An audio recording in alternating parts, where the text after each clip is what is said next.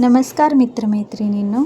दिवे पाहून तुम्हाला वाटलं असेल ना, कळालंच असेल की आज दीपामावास्येचे हे दिवे मी पेटवले आहेत ते.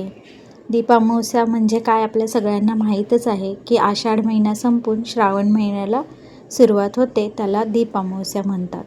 दिव्यांचे पूजन करायचे म्हणून हे दिवे बघा स्वच्छ घासून धुवून घेतले आहेत आणि संध्याकाळी कणकीचे दिवे करायला घेतले.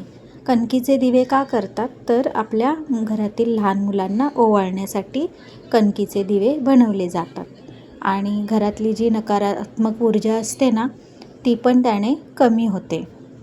आपल्या घरामध्ये पॉझिटिव्हिटी येते. म्हणून या दिवशी दिव्यांचे पूजन करून मुलांना ओवाळलं जातं आणि मुलांमध्ये जे नकारात्मक ऊर्जा असते तीसुद्धा ह्यामुळे कमी होते.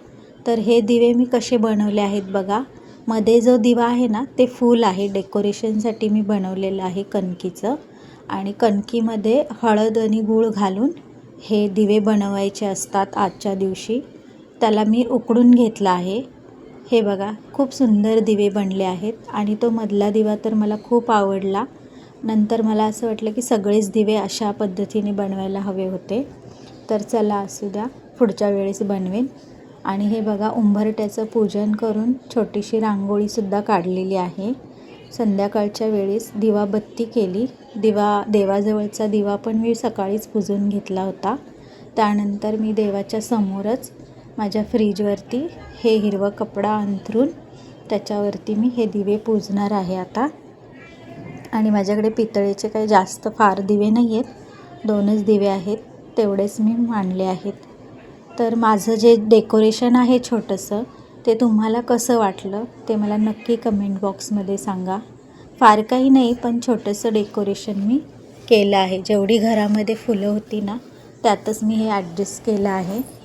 पण तुम्ही मला नक्की सांगा कमेंट बॉक्समध्ये की माझं डेकोरेशन हे दिव्यांचं कसं वाटलं ते.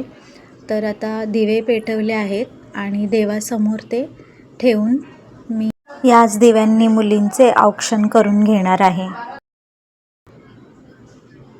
तुम्हाला असं वाटत असेल ना फ्रीजवर का ठेवलं आहे, पण माझ्याकडे देवाच्या समोर ठेवायला फ्रीजच आहे, त्यामुळे मी नेहमी सगळं ह्याच्यावरच पूजन करते जे असेल ते.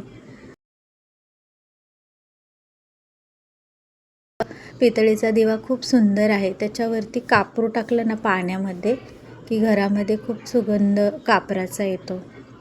आणि मी असं छान पूजन, हळदी कुंकू अक्षदा वाहून ह्या दिव्यांचं पूजन केलं, प्रसाद ठेवला आणि मनोभावे देवाला प्रार्थना केली. तर चला भेटू पुन्हा नवीन